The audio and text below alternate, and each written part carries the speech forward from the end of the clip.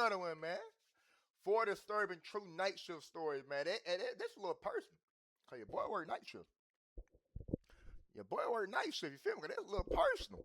That personal, bro. You feel me? So we finna get into it. Let go.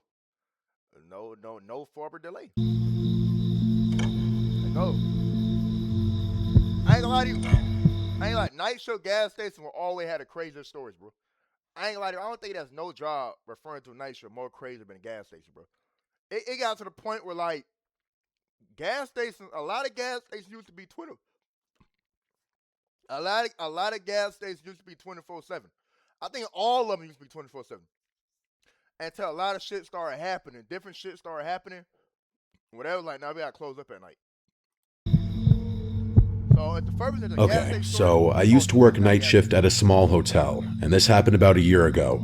But I still think about it all the time because it genuinely freaked me out so bad, and I don't know what the guy's plan was or what he was trying to do.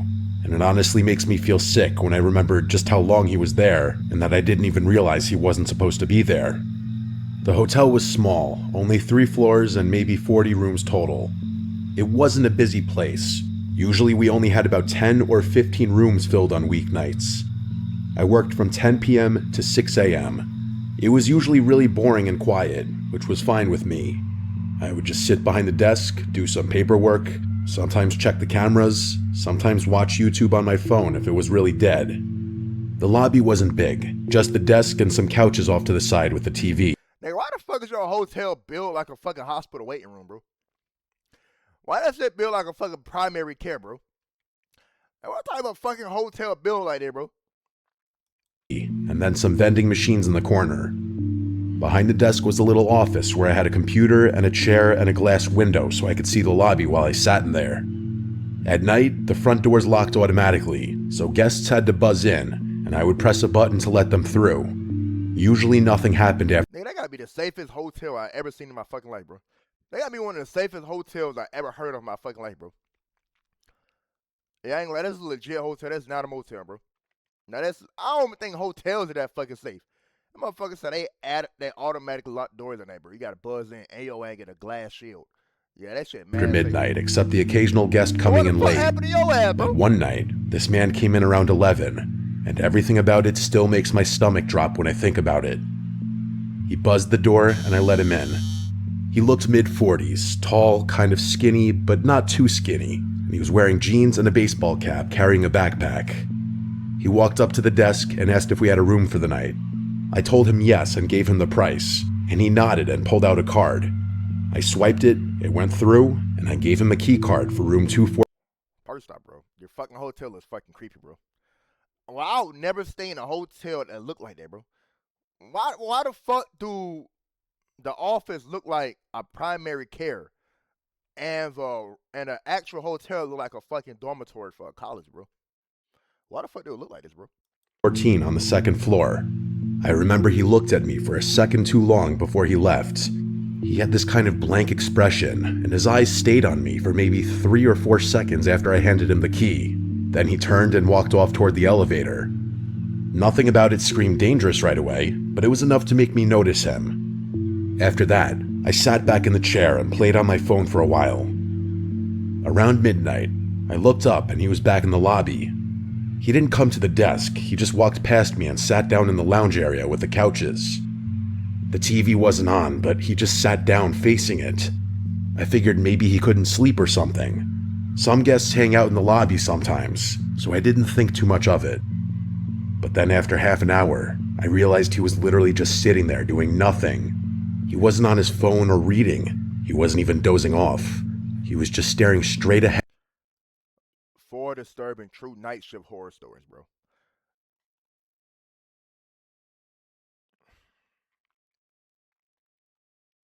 At the blank screen.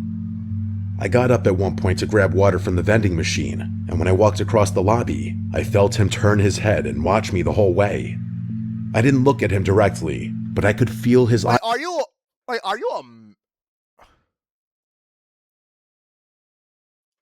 Wait, let me, I gotta know if it's a man telling the story, if it's a man in the story or a female in the story. Sorry, I gotta know. My bad. Let me rewind that back. And I don't know what the guy... about it. I'm gonna go back to the place I had it. I just gotta know that. No, that's a very important detail, bro.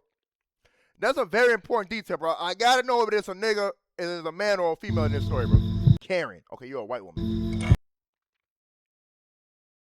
think we left off here.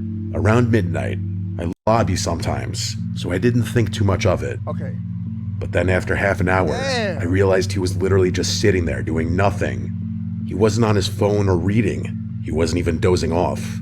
He was just staring straight ahead at the blank screen. I got up at one point to grab water from the vending machine, and when I walked across the lobby, I felt him turn his head and watch me the whole way. I didn't look at him directly. He wants your ass. He wants your ass. Hey, look, Karen. Karen with a B. Karen B. Karen B. Karen B. That man wants your fucking ass, bro. That's actually fucking terrifying, bro.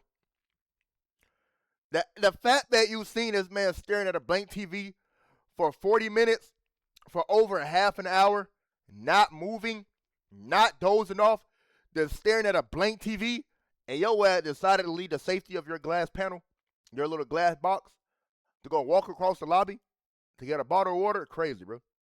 No survival skills, bro. But I could feel his eyes on me until I was back behind the desk. Okay, you made it back. It gave me this really uneasy feeling. Around 1 a.m., I was checking the reservation system on the computer because I was bored, and that's when I noticed something weird. I pulled up the occupied room list and saw that room 214 said vacant. I mumbled what the f under my breath and double-checked, because I literally just checked this guy in an hour earlier. I thought maybe I made a mistake, so I looked at the check-in logs, and there was nothing for him. No name, no charge, nothing. Then I went into the transaction screen to make sure his card had gone through earlier, and it showed no payments. I remember feeling confused as hell, because I swore I swiped his card and it beeped like it worked, but there was nothing in the system at all. That's when I picked up the phone and called room 214. It rang like 10 times, but no answer. Then I checked the key card entry log, which tells you if the door to that room was open that night, and it showed nothing. No one had entered the room. Now that scared me, bro. I ain't gonna lie, that scared me, bro. That scared me. That scared me. I ain't gonna lie to you, bro. That shit terrifying, bro. Like realizing something ain't fucking right, and the more you dig into it, the more you realize something ain't fucking right, bro. Like that shit is terrifying, bro. Like who do you call? You can't call the cops. Like who do you call? And why are you the only worker there? What's up, motherfucker working these jobs where they the only worker on the clock? Like, where the fuck is your other coworkers at, bro? That's when I realized he never even went to the room after I gave him the card. That's crazy. I looked over into the lounge, and there he was, still sitting there, staring at the TV that wasn't even on.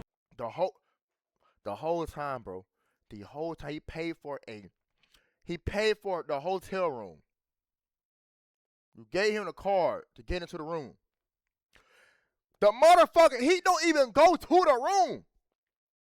He don't even go to the room. He come back an hour after you give him the card. He come back, sit his ass down on that couch. And he sit his ass down on the couch in the lobby. And for like over an hour, he just been staring at this blank TV. And the only time he's not staring at the TV is when you walk by. He's staring at your ass. Boy, I would have called the cops. You're a white woman, bro. Use your white privilege, bro. I ain't gonna lie to you, bro. Let that man have, bro. I ain't finna say what I finna say, man. Look, see bullshit, bro. I started to get this awful feeling in my chest. I sat there debating what to do. Part of me thought maybe the system just glitched, but the fact that the room had no entry log and no charge made it pretty clear he wasn't even checked in. I waited another 15 minutes just watching him. Around 1:30, I walked over and asked if everything was okay. He turned his head. Walked over? Natural selection. Natural selection is lies, bro. Natural selection is once again eating good, bro. Cause why the fuck do you walk over, bro? And y'all in the same lobby, bro. Bro, you could have screamed through the glass. Hey, bro, is you good? Is you cool? Is you cool, my boy? You did not have to walk over there face to face with that man, bro. Natural selection, bro. You want something to happen at that point, bro. At that point, bro, you want something to happen, bro. Cause ain't no fucking way, bro. You came to that realization. But this man checked into a hotel, never went into the room, and been sitting in one spot for over an hour staring at a blank TV. And the only time you're not staring at the TV, he looking at you. And you decide to go to his face and ask, hey man, is you cool? Yeah, bro, natural selection, bro. And looked at me with no expression, and he told me he just couldn't sleep. Then he turned back toward the TV. I nodded and went back behind my desk. Knowing my ass, bro, he would have killed me, bro. Cause I would have been like, bro, what you watching right now, bro? He would have got my ass, bro. Cause I would have been like, bro, so what you watching right now? Knowing damn well that TV blinked. Or I would have just turned the TV on and see how you would have reacted. He would have got my ass, bro. I would never made it, bro. He would have got me, bro. I would have turned the TV on.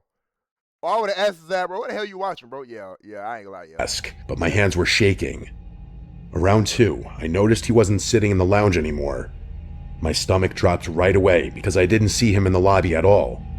I scanned the area, and then I spotted him standing at the end of the hallway by the bathrooms, half hidden in the dark. He was just standing still. I kept glancing up at him, pretending to be on the computer. He stood there for a while, and then slowly walked back and sat in the lounge again like nothing happened.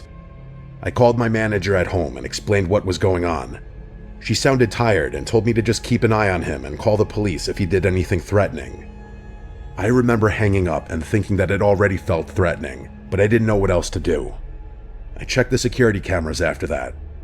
I saw him on the first floor hallway camera. He walked all the way down the hall, stopped at the end, stood there for several minutes, then walked back. Later he went into the stairwell and stayed in there for about 10 minutes. I don't know what he was doing in there. Every time I looked up from the computer, he was somewhere else, near the vending machines or by the elevators, once just standing near the corner of the lobby where the light didn't hit well.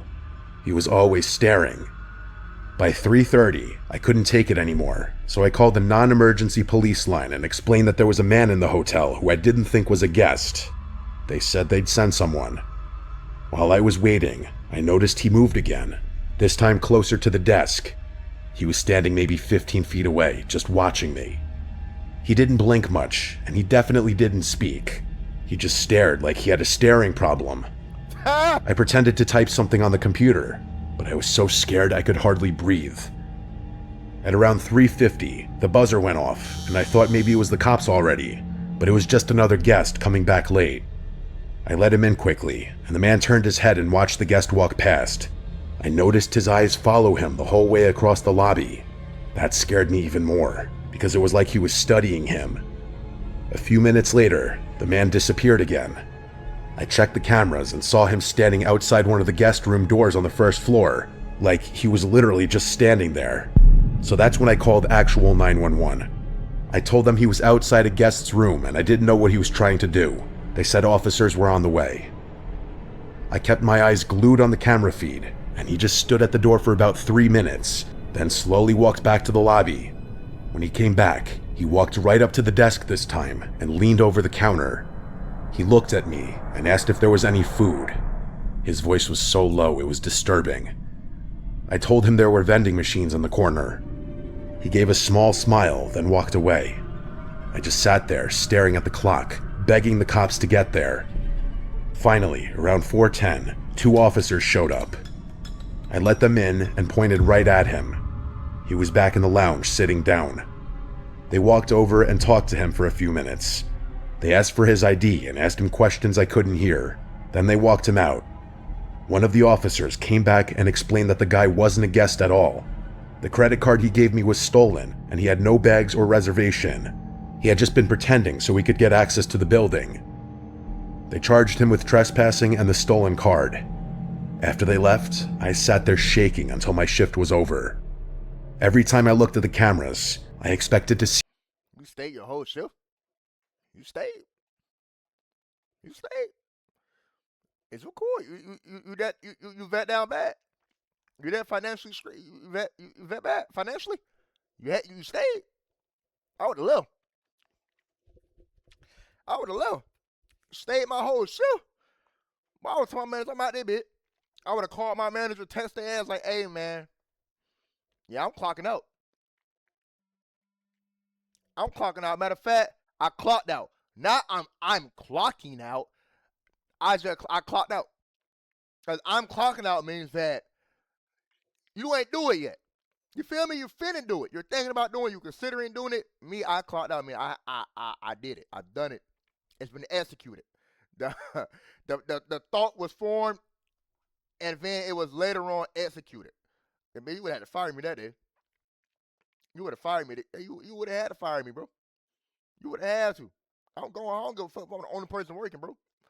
There's no way I'm finna work a whole shift after experiencing that, bro. Hell no. Not me. Not little old me. See him again. The part that messed me up the most was realizing he had been inside the hotel for hours, wandering around and standing outside guest rooms, watching me from different spots, and he was never even supposed to be there. I have no idea what his plan was, but I know it wasn't good. That was the scariest night of my life.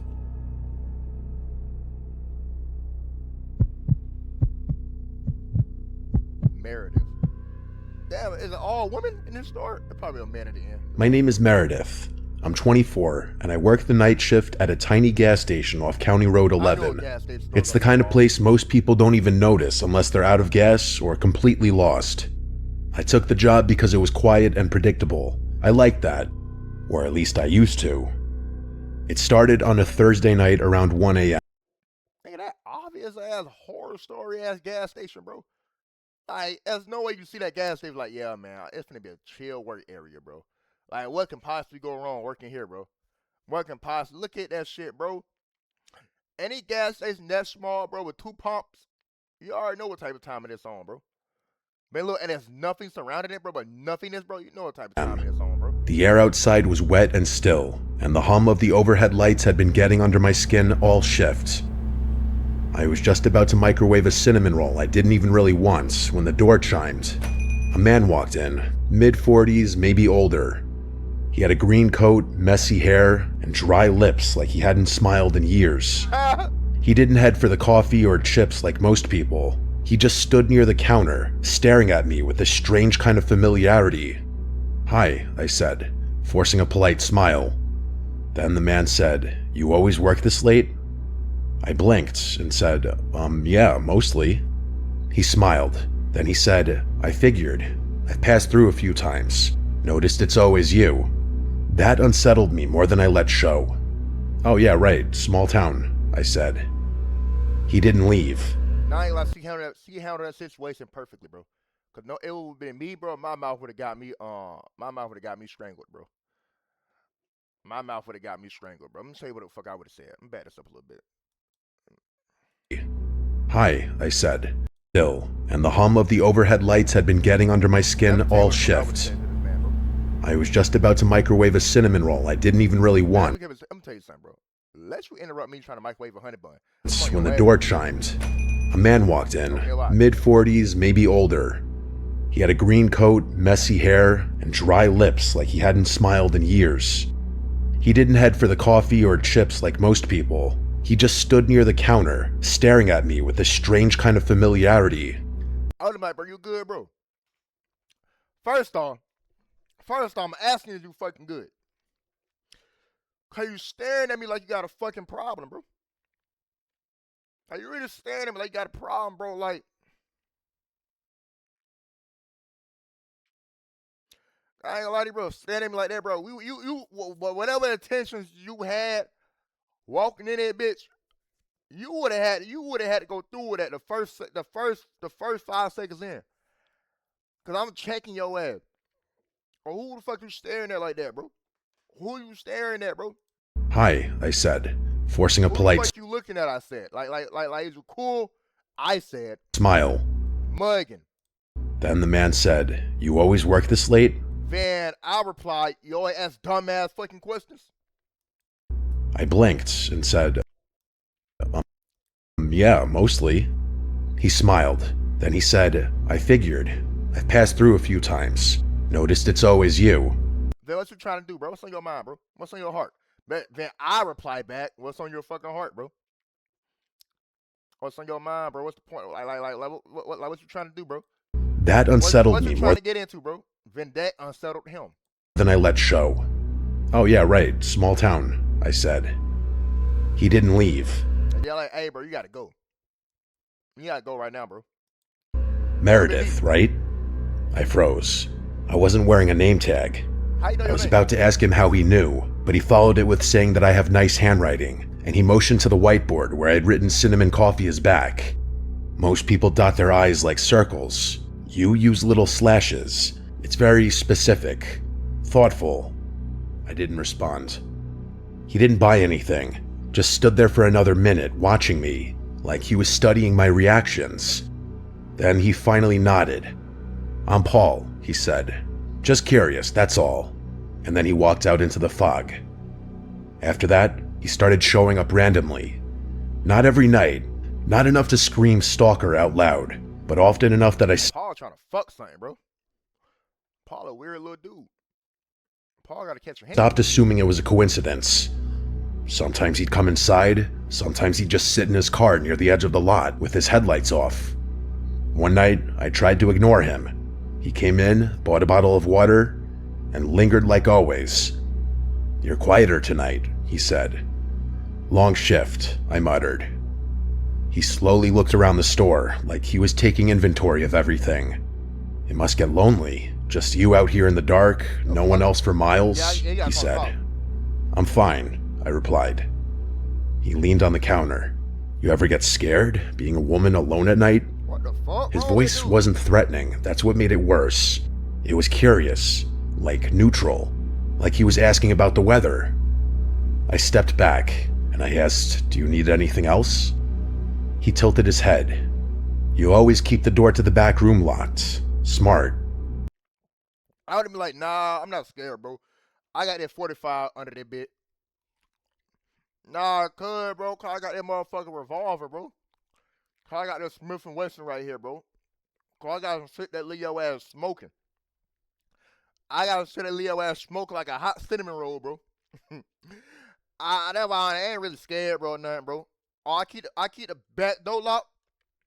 Cause when somebody come here acting crazy, right, and I lay their ass out, I then unlock the back door, throw their body back there until the cops get here, bro. So that's why the door unlocked, bro. Any more questions, bro, or do you need anything else? That's my response. I noticed you check it around 2 a.m. almost every night. My stomach turned. I didn't answer. I'll let you get back to it, he said, with a soft, almost apologetic smile. Didn't mean to make you uncomfortable. Then he walked out again. After that night, I started walking to my car with my keys between my fingers. I kept a tire iron under the counter. I changed the curtains in my apartment, started showering with the bathroom door locked even when no one else was home. There were nights he didn't come. Sometimes I'd go a whole week without seeing him, but it didn't help. It actually made it worse, because I never knew when he'd reappear. Like the time I came back from my 10-minute break to find a Polaroid on the counter. It was me, refilling the windshield washer bin behind the station. It was taken from that night, close up, way too close. There was no note along with it, but the slash dot on the word I and the word windshield on the bin label had been circled in red ink. The next time he came in, I told him to leave. I told him if he stayed, I'd call the police. Paul just nodded. I get it, I've been too forward. You've been following me, I said, with my voice cracking, and I hated that it did. I just think you're the kind of person who's used to being misunderstood. I thought maybe you'd appreciate someone who pays attention, he said. That's not paying attention, that's obsession, I replied. He didn't flinch. Would it be easier if I wore a smile and brought a soda every night? Would I be more normal if I just talked about sports and pretended I didn't notice the way your shoes are always a half size too big? Or how your left eyelid twitches when you're tired? By this point, I was already dialing 911. He didn't stop me. The police came quickly, and he didn't resist. He just stood there, arms at his sides, waiting. They searched his car and found a notepad filled with dates and times. It was my schedule. Notes about my walk, my clothes, my groceries. One page just had my name written over and over again in tighter and tighter loops until it turned into scribbles. He kept telling the cops the same thing. I just noticed things. I'm just a curious guy. The restraining order went through that week. Now I don't work nights anymore. I don't even live in the same town. The company transferred me to another state. Bro, y'all men are weird, bro. Men are weird, bro. Like, what you think telling somebody that shit is gonna accomplish, bro?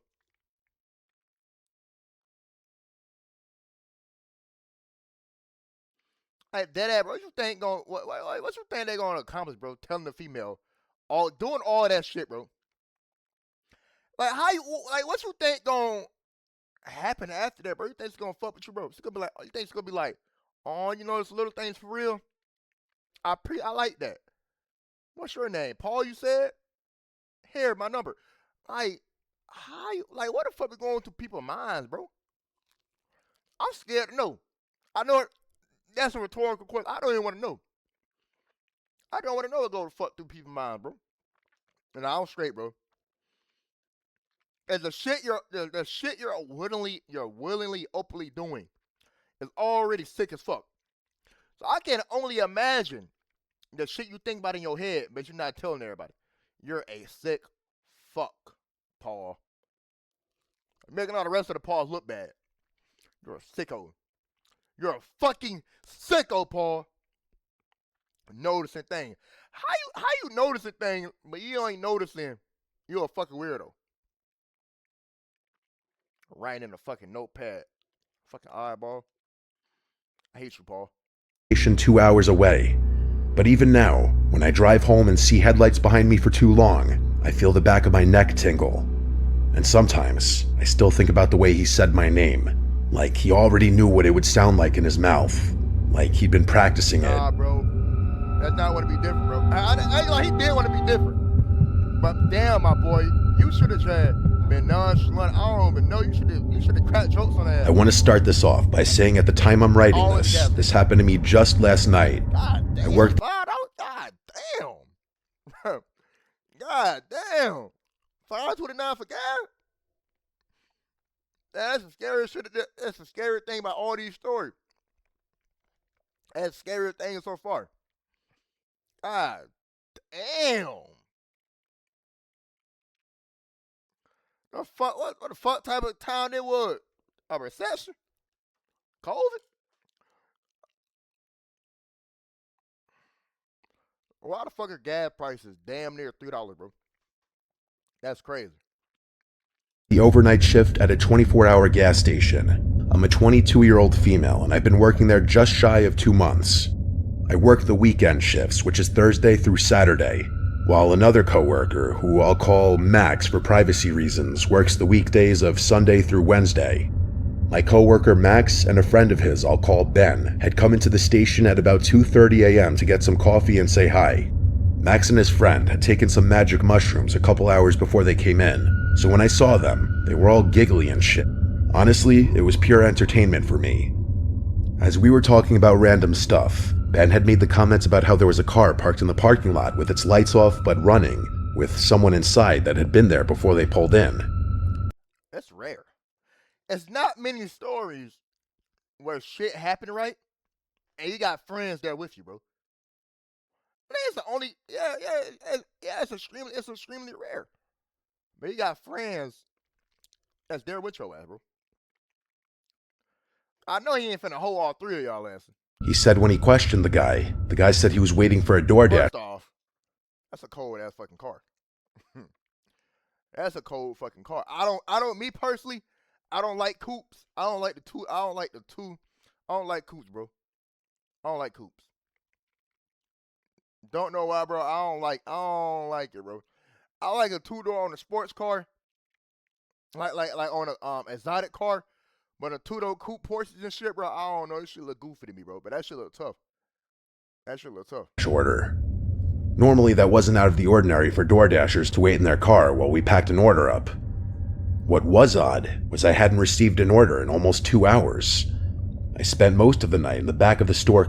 Y'all ain't gonna lie to you. I gotta watch that shit, bro. Like, I ain't gonna lie to you, bro. People would use DoorDash, Uber, Lyft, Grubhub as an excuse to, like, do shit, bro. Like, kidnap motherfuckers and shit, bro.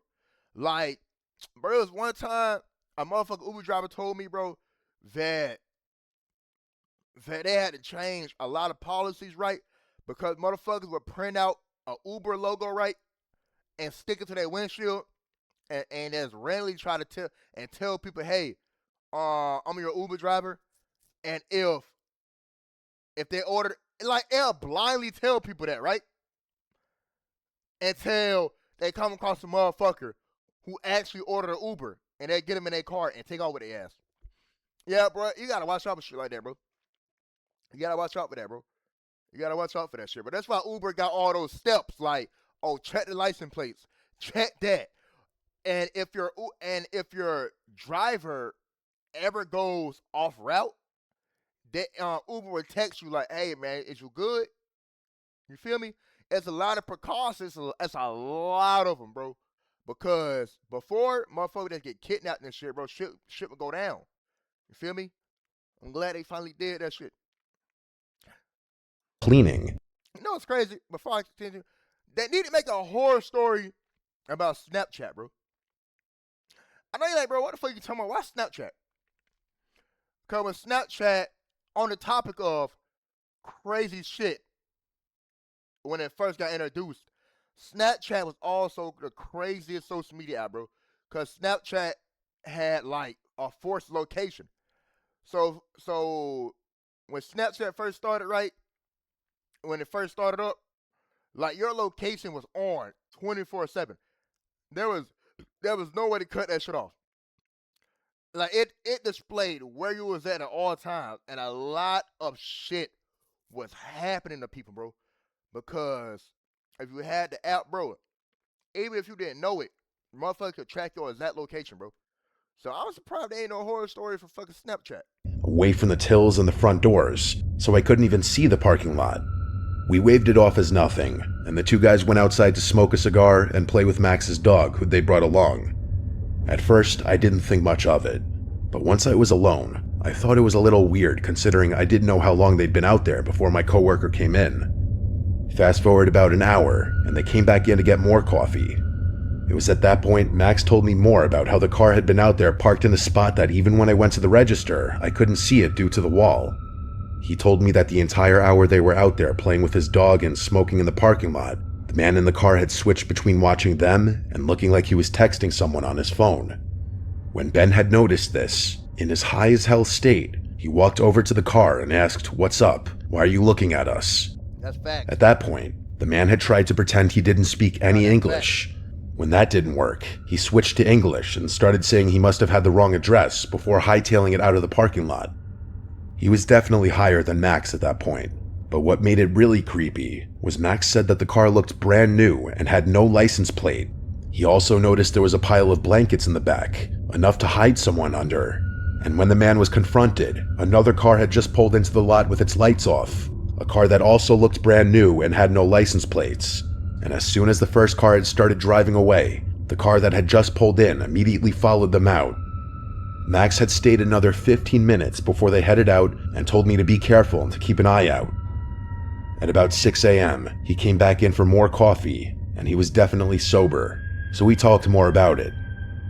He said the guy was acting. But that's a real ass friend, bro.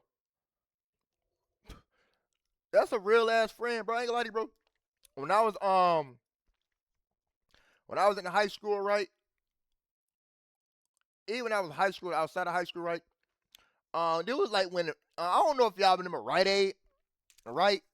But it was before Walgreens and Freddie bought out Rite Aid or some shit, right? But in the house, in like 3 houses or 2 houses before my house, my mom owned now, when I was living with her, right? I would chill at Rite Aid, right? Because I had 2 female friends, right? Azalea, right? And the other one, right? Or anytime, right, I felt like some shit was going on, right? Cause they worked from like afternoon to like nighttime, right? So I'll just be in the store chilling with their ass the whole time, talking with their ass, making sure they were straight, you feel me? Cause sometimes, right, they'll be having like, they said they'll be having like weird ass customers and shit. They be weird people in that shit trying to harass their ass and shit. So I'll just chill at the store, like in the store. Like I'll really be in that bit their whole shift with their ass, bro. Just chilling, talking to their ass the whole time. we'll just be rolling, laughing and shit, bro. Or I be helping with their homework and shit, right? You feel me, bro? Making sure they were straight and safe. You feel me? Like I feel like, bro, if you got a female friend, bro, you feel me? That's how you gotta move for your friend. You feel me? That's how you gotta move for your little homie, bro. You feel me? Cause you like their brother. You feel me? I'll move for their ass, man. Shout out to Azalea, man. One of my the realest film, the longest. I ain't gonna lie, Shorty the goat. I fuck with Shorty, bro. My first female friend, bro. That's the goat, bro. And my day one. And my day one, man. Damn, bro, some crazy ass times, bro. Damn. Super suspicious the entire time they were out there. So like, the point of that road, right? I actually like how even though he was high, even though he was high as fuck, he left. He sobered up and immediately came back. I like that shit, bro. Props to that boy, man. Constantly checking his phone and watching them along with the entrance to the parking lot and the doors to the store. Even he admitted that he was freaked out, and once he came down from his high, he wanted to check on me to make sure I was alright. We both decided that had they not been there, this whole scenario could have gone one of several ways. I don't know if it was a pure coincidence, or if those two cars were planning on doing something to me as soon as Max and Ben had left. Bro, that's the thing. That's the scary thing about this shit, right? People are so fucking bold. Cause like, see, we're at a Circle K. A Circle K is so fucking busy, bro. And that shit is always out in like a populated area. So for you to try to do something to a female, bro, kidnap her or whatever, bro, with knowing there's mad cameras, knowing that, hey, like 10, 5, couple people, anybody can walk in that bit anytime, bro. You don't give a fuck. You just like, bro, we're gonna get short there. Bro, it is a scary world to be in for a female, bro. I'm telling you, bro. God damn, bro.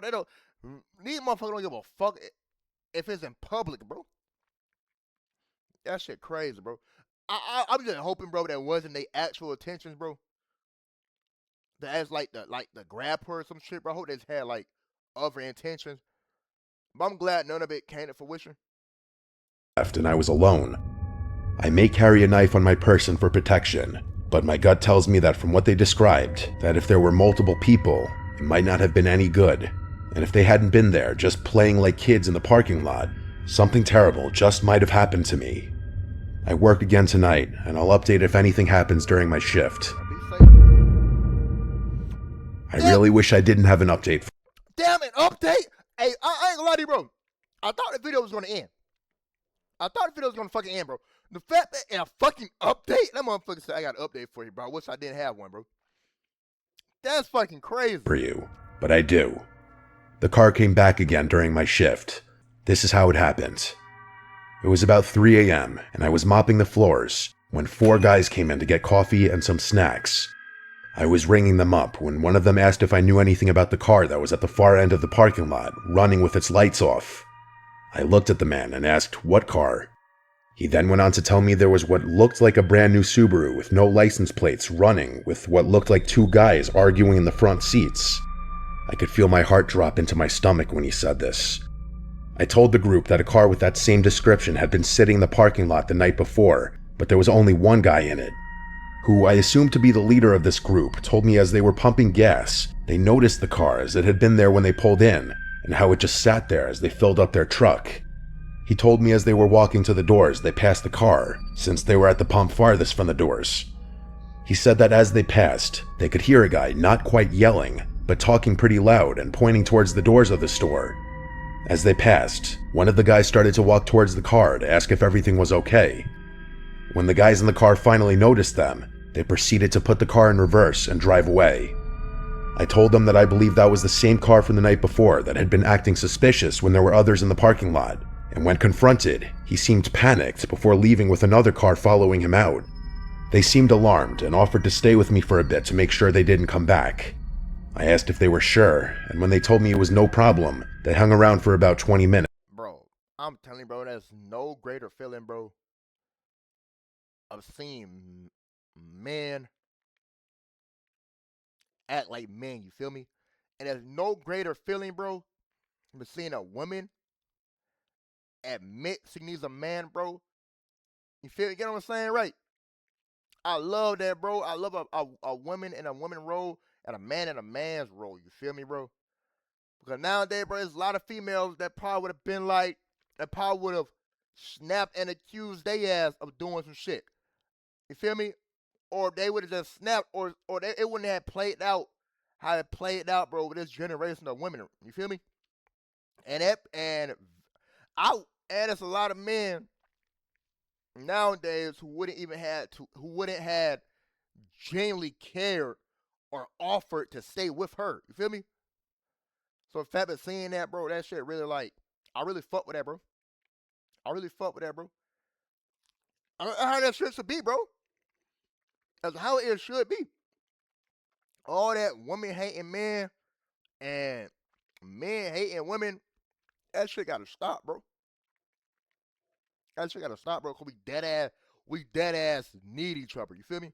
We dead ass need each other, bro. Cause there's some sick motherfuckers out there, bro. You feel me? And the shit getting sicker, bro. And they doing sicker shit, bro, because they realizing, damn, everybody too busy hating each other. Shit, everybody easy picking. You feel me? We gotta stop that shit. We gotta come together, bro. But not only on some like some corny shit, like some legit shit, bro. Like you said, this story is playing out, bro. Because everybody is like, yeah, man, I need you, I got you. You straight? You sure? Yeah, I got you, bro. You feel me, bro? I love that shit, bro. I love that shit. Before we all decided I was probably in the clear. I thanked them again and let them top off their coffee for free before they headed out, and I was left alone. Nothing else happened the rest of my shift, but I sure as hell kept an eye out when I eventually had to go outside to change the trash at the gas pumps. What's scariest to me is not once did I see this car, but had multiple people warn me about it. At first, I was hoping I was just paranoid and it was really nothing, but to have the same car come 2 nights in a row, at almost the same time, and park in a spot that couldn't be seen from the register or the front windows, makes me wonder if my paranoia is justified. Absolutely. If it is, I'm just glad I had another group of people show up so I wasn't alone if those guys in the car had decided to come in. Thankfully, I don't work for the next few days, and I can only hope when I work again, the car doesn't show up. Damn, I hope you told your other co-worker who do work. Damn, I hope you gave a motherfucker a heads up.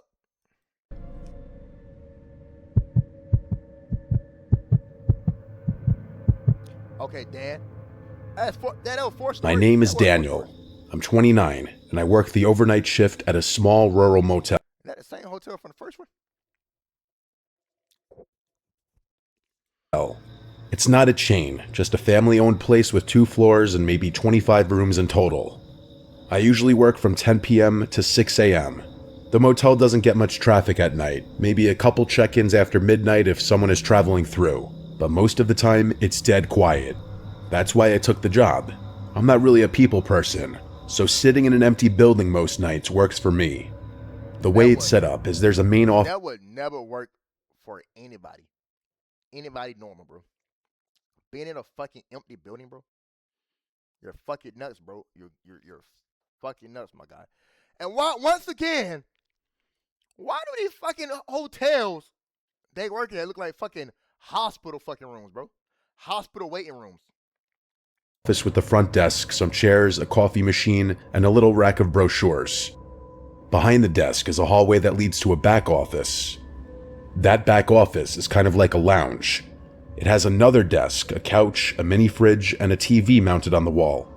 The cool thing is that there's a little speaker back there that dings whenever someone rings the bell at the front desk. So normally I just sit in the back, watch something on my laptop, maybe nap on the couch, and then when I hear the bell, I get up and walk to the front. I've worked there long enough to know the regular rhythm of the place. The building creaks sometimes, the heater makes a clicking noise, and the front door buzzes when a guest uses their keycard after hours. Those are all normal sounds. But the thing about working the night shift is even the normal stuff can get under your skin if you think too much about it. And sometimes, the things that seem normal at first turn out not to be. You know, I used to tell myself when it comes to like night shit, bro, like not being scared of the dark and shit, bro, or not losing my fucking mind when it comes to like doing shit at night. I always tell myself, bro, if it's not there during the daytime, man, it's not there at night. If it's not there during the daytime, it is not there at night. And me realizing that, bro, all that paranoia, all that my tripping shit went out the window. It goes out the window, bro, because you realize there's nothing there. I'm not losing my mind, bro. And that's what the night does, bro. The night, the morning time, morning time, daytime brings joy. Nighttime brings fear. You feel me? Until you realize, bro, there's no difference between day and night, bro. The shit you see at daytime, it's gonna be the same shit you see at nighttime, bro. Y'all gotta y'all gotta trick y'all brains into finding a reason not to be scared. This happened on a Tuesday night back in fall. It was cold outside, maybe in the 40s, and the parking lot was empty except for 4 or 5 cars 40 degrees definitely not cold, bro. 40 degrees ain't cold, bro. Cold is like 30 below. 30 below is cold.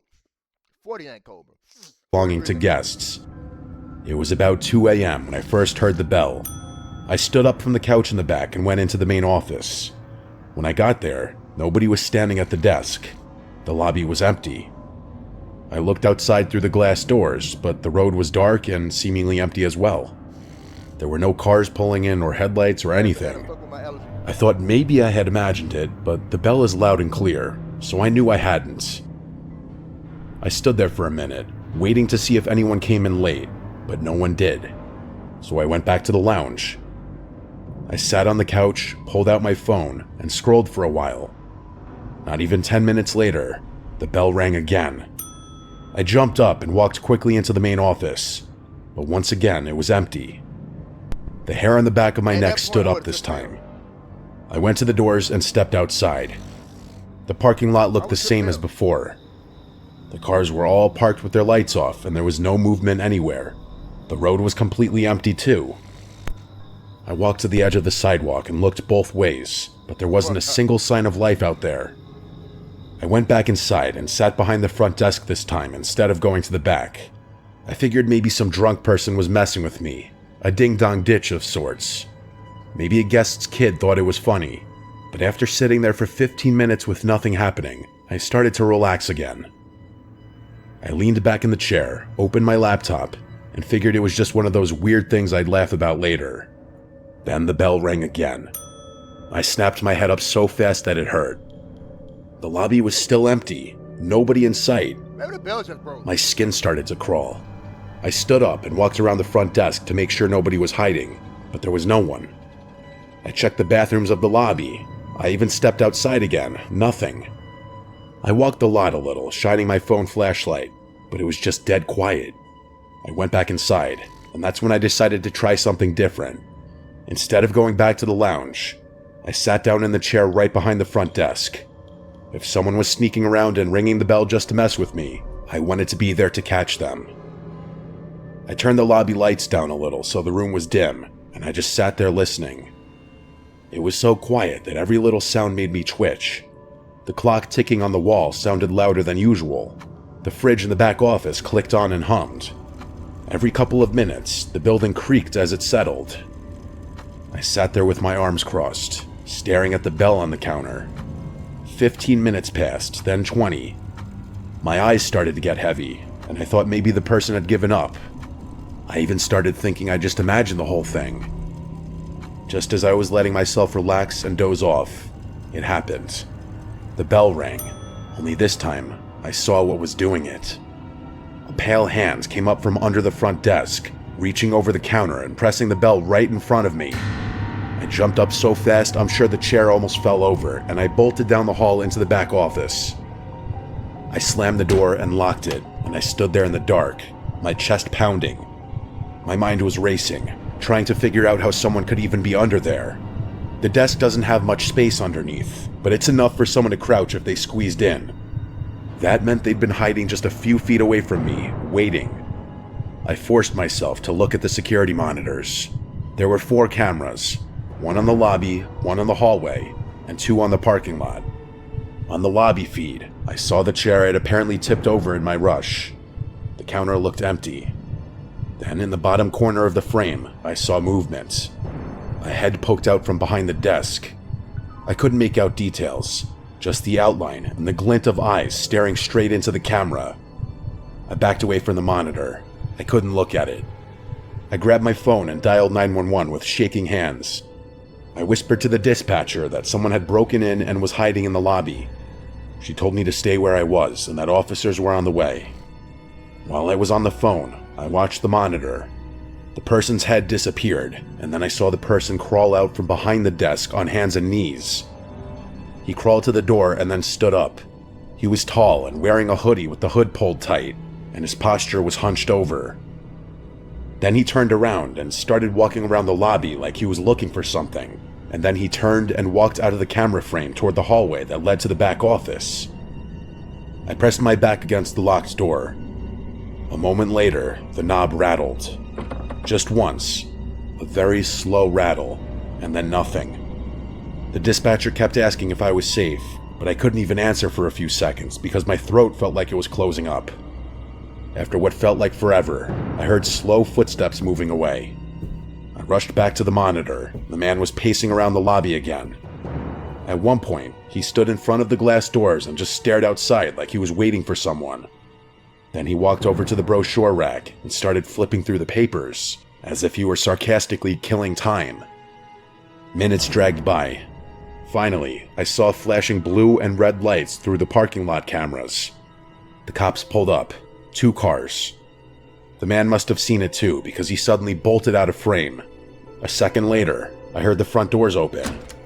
When the officers cleared the building, they found a large rock near the front door that was presumably used to prop the front door open, but they didn't find him inside. He was gone.